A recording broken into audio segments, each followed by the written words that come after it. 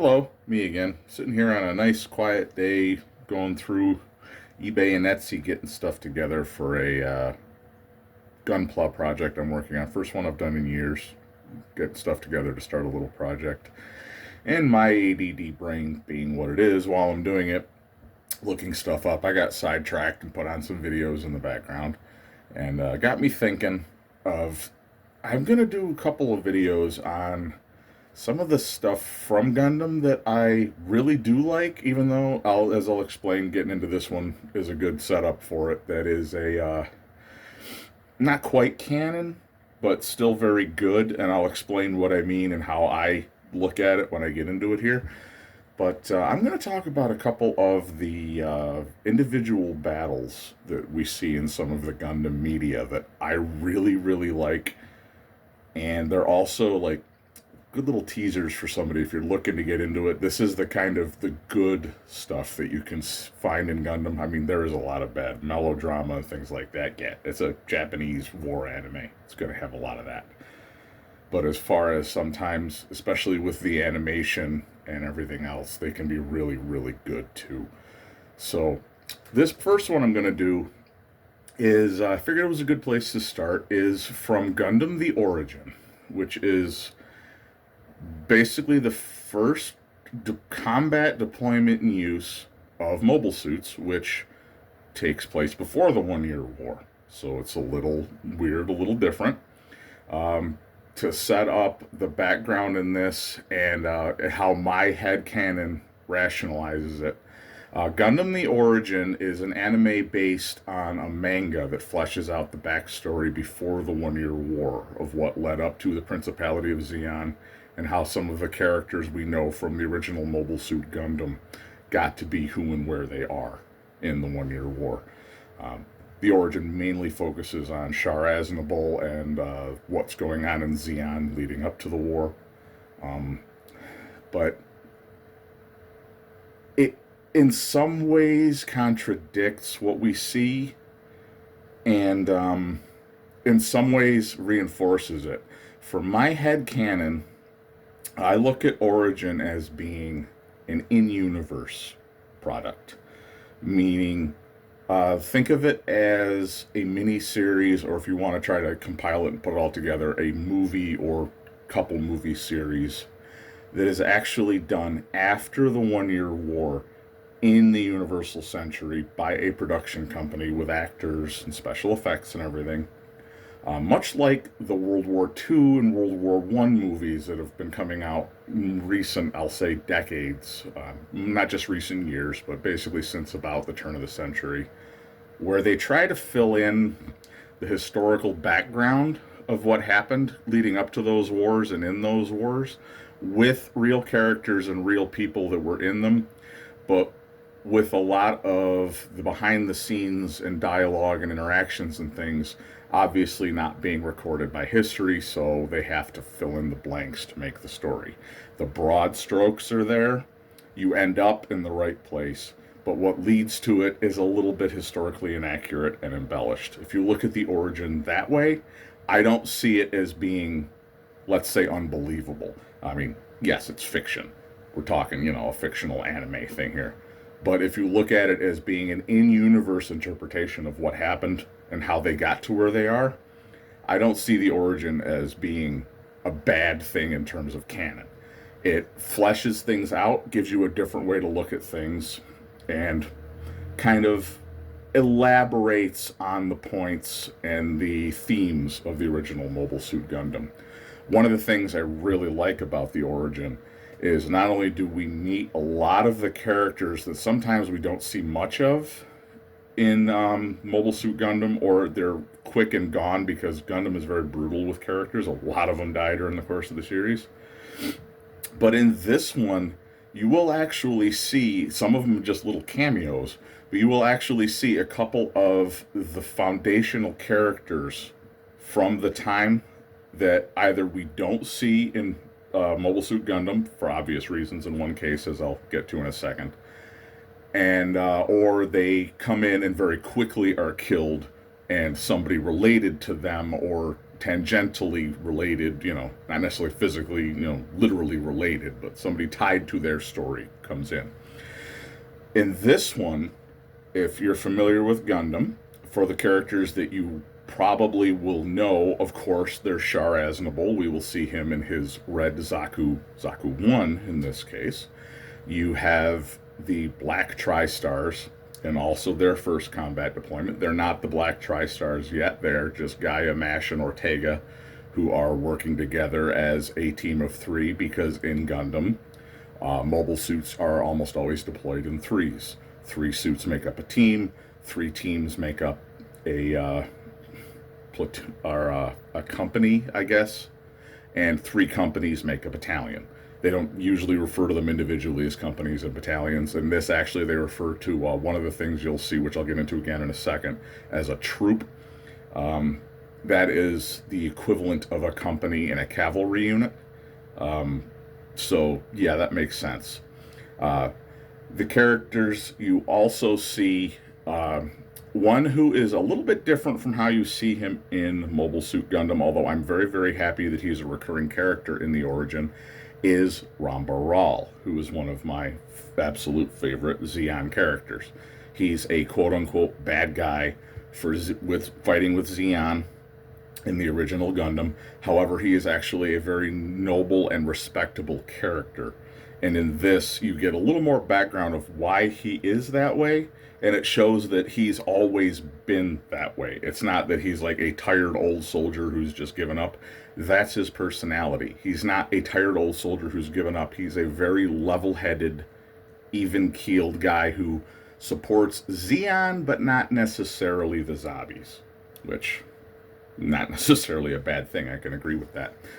Excuse me while I take a sip of my nice cold glass of none your damn business.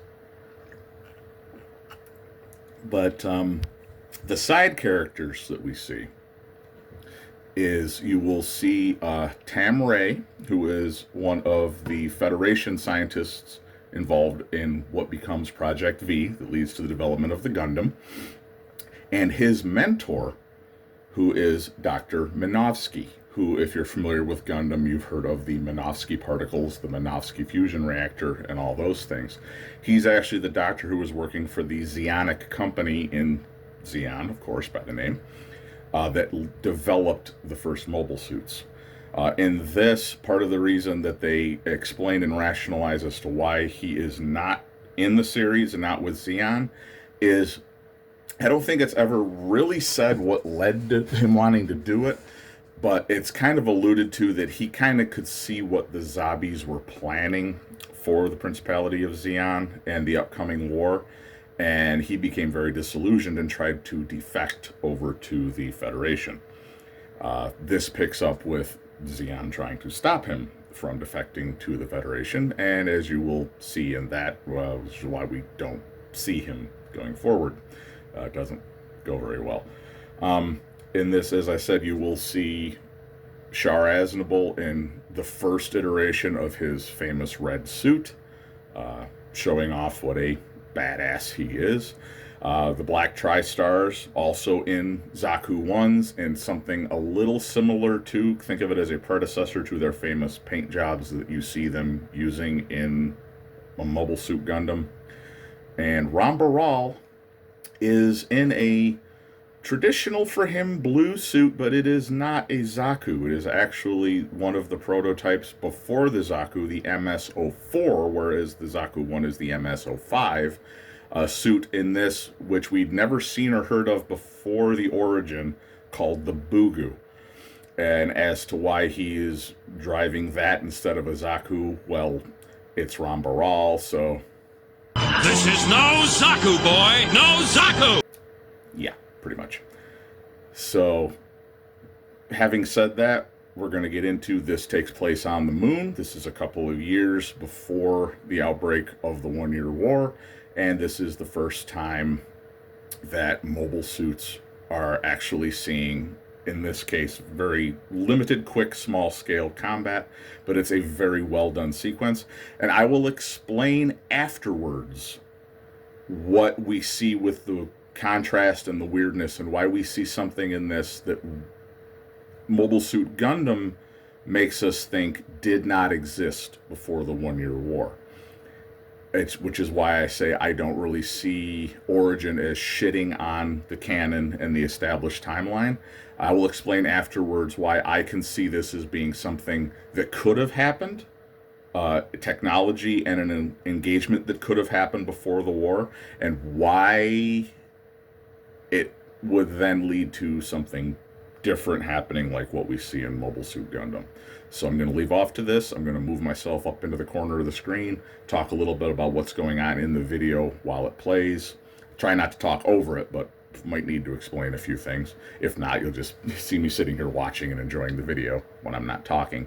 And then afterwards, I'll bring it back down and I'll explain a little bit about, in my headcanon and from a historical perspective, why you could see this as being a legitimate, real thing that could have happened. So, here we go, going into the first ever mobile suit battle on the moon.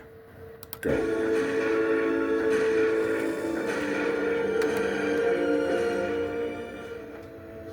Hopefully it doesn't pick up the sound from the TV too bad and obscure things.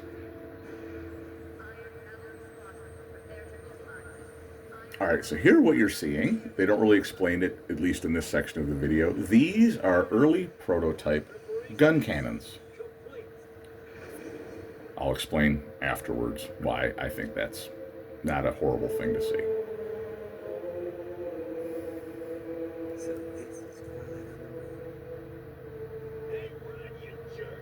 So there obviously is Char. Here come Rambaral and the Black Tri-Stars.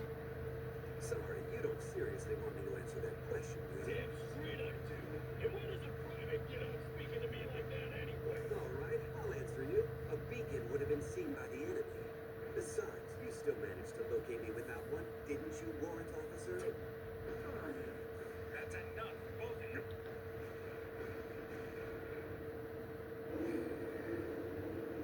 The rabbit's about to enter the trap.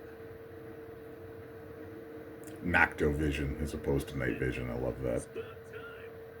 Let's go rabbit hunting. No one shoot. Got that? We're just stopping the vehicle.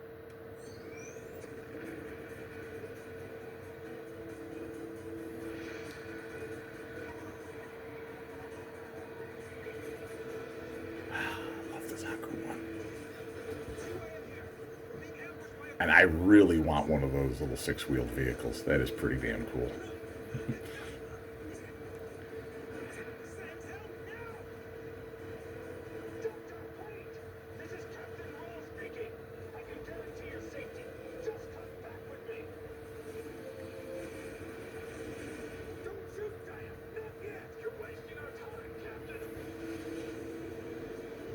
And shit hits the fan.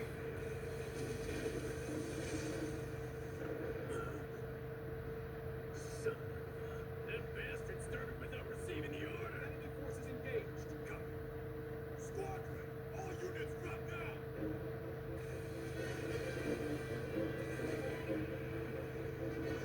And a reinforced company of prototype gun cannons, which you would think would go pretty well. That gentleman with the white beard is Dr. Minotsky. Lock targets 01 to 04. Range 400. Fire!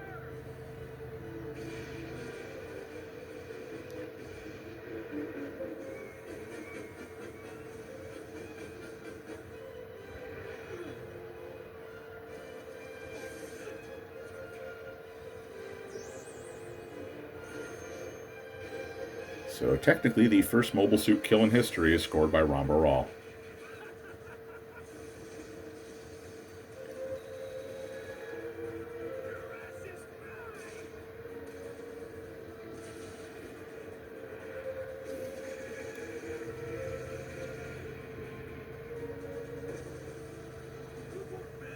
Show those Federation scumbags what real Mobile Suits can do.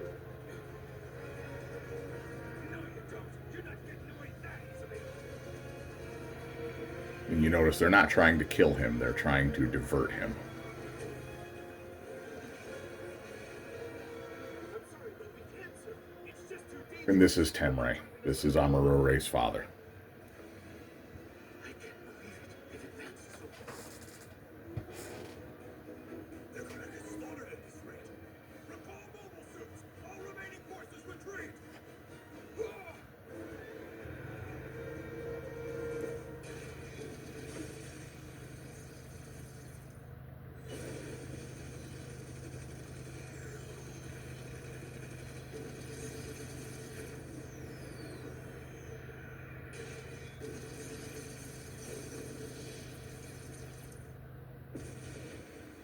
And the first ship kill by a mobile suit is scored by Char Aznavour.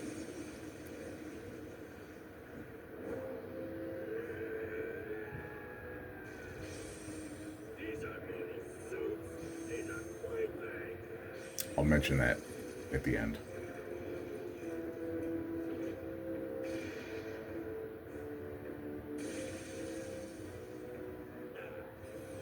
I think that also leads to something that I'll mention at the end if I remember.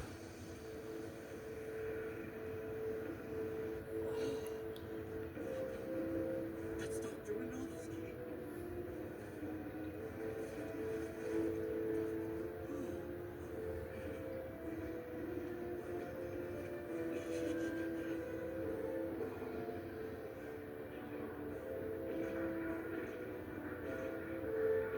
No, wait! Let that one go, Gaia! That's an order! No, don't do it!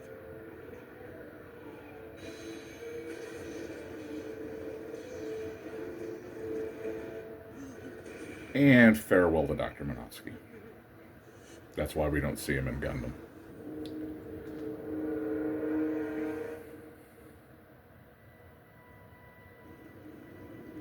And of course, your money shot of Char standing in front of burning wreckage. And there you go. Just like that. All right, so one of the things that I look at this as for accepting in canon and why it's a little bit different from what we see. We see earlier in Gundam the Origin that the gun tank has existed for quite a while. This is the gun cannon, as we saw. And it got its shit pushed in, for lack of a better term, by a literally less than half the size unit of Zaku's. Really, they were only fighting 3 Zaku's. Other than that first kill, Ramaral was off doing his own thing. As I mentioned in the other one, if you want to look at World War II as being condensed down and adapted into an anime to be the basis of the One-Year War, and look at mobile suits when they're introduced as the introduction of the tank, which, yes, was World War I, not World War II, but as a, fully developed weapon system started really in World War II. If you want to look at it as a historical parallel, what you were looking at in that battle, think of it as if Zeon, as they're often alluded to, being very similar to Nazi Germany. If you want to look at it as they're developing a tank, a legitimate tank. Look at the Zaku one as it is here as being something like, say, the Panzer III. It's not fully developed. There's definitely room for improvement, but it is still an effective battlefield weapon system. Look at the gun cannon as it's used in this, and it's implied how it's meant to be used, because I'm assuming they use it the way they were trained.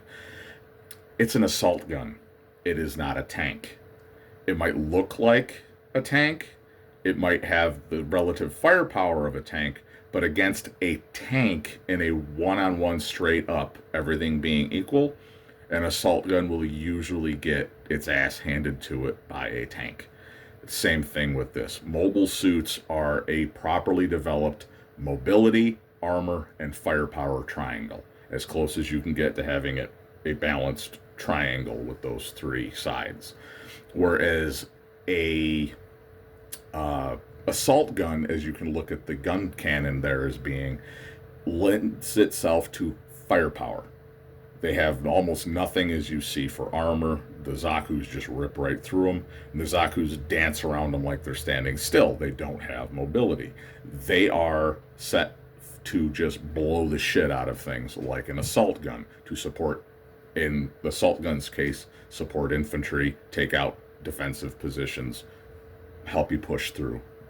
Whereas the mobile suits are made to fight other things.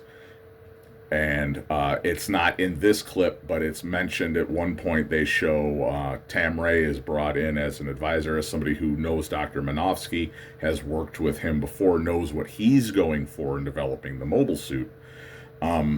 He looks at the gun cannon that is in development, and I believe it was before this, in the time of Origin, further back in the series than this. he sees what they're developing and basically turns and yells at the developers that what you're developing is not a mobile suit. And he is dead right. He then goes on, after canonically you could say seeing this and seeing how wrong they were, he's the one that goes on to develop the Gundam, which is then for mass production simplified and downgraded into the GM. They call it GM in the series, which is much more on par with the Zakus. We won't get into all that, obviously. But if you want to look at it as the origin is the lead up to World War II, say it's the interwar period, and you want to draw a parallel with the development of mobile suits into something real world, mobile suits are tanks. What the Federation was developing, they think they've got the right idea by going for firepower. Unfortunately, the mobility and armor of an actual mobile suit shows just how useless those things really are. Again, the gun tank, which had previously existed, is you could almost think of that as a mobile siege weapon. You could think of that as something like a Vespa or a Hummel in the German military. It's a mobile artillery piece. The gun cannon is an assault gun. The actual mobile suit is a battle tank. So there you go. I'm going to do another one after this, probably not immediately after this, clearly, but I'm going to do one that's going to be a bit longer, or at least the video segment, because I'm going to have to put together, because it spans a couple of episodes. It's kind of broken up weird, but I'm going to do another one that is if you know Mobile Suit Gundam and the 1 Year War, you'll know what I'm talking about, but if you don't, I don't really want to give it away and get too far ahead of myself, but it's the coming out party of the mobile suit. You could look at this as being a little pregame exhibition of what a mobile suit could do. Once the 1 Year War starts, you really get to see, once the Zaku 1 is bypassed and you start seeing the Zaku 2 and improved Zaku 1s in some cases coming along, you really get to see just how impressive mobile suits could be. So thanks for watching this. This one was kind of short, but I got thinking about it as I was doing other stuff, and I really wanted to show this battle because I've been watching it and I'm like, I actually got some things I could say about this that people might appreciate or might help them understand what's going on with the origin and the battles in this a little bit better, because a lot of people look at it as just being this weird adapted from a manga that really doesn't make any sense in the wider Gundam universe. If you look at it the way I do, I think you can appreciate it for what it is better, and it does do a good job. Even again, if you look at it as something in universe that is retroactively trying to show and explain how things got to where they are, even if it might not be canonically 100% accurate, I think in terms of spirit and intent, it really does grasp what is going on with the lead up to the 1 Year War and why things were the way they are. And we also get a pretty good glimpse of some of our favorite characters from the 1 Year War on the Zeon side in this. So we'll see him again in the upcoming video. We'll get to see him kicking a lot more ass, and we'll get to see some really good Zaku action coming up. So stay tuned. Thanks for watching. If you get the chance, if you want to, please give me a like and subscribe. It does help. I very much enjoy that people actually watch these. I don't feel like I'm just talking into an echo chamber. I like people actually watching and appreciating these. So thank you. Have a good day. I'll go back to drinking my unidentified ice cold fizzy beverage, and have a good one, and we will see you next time.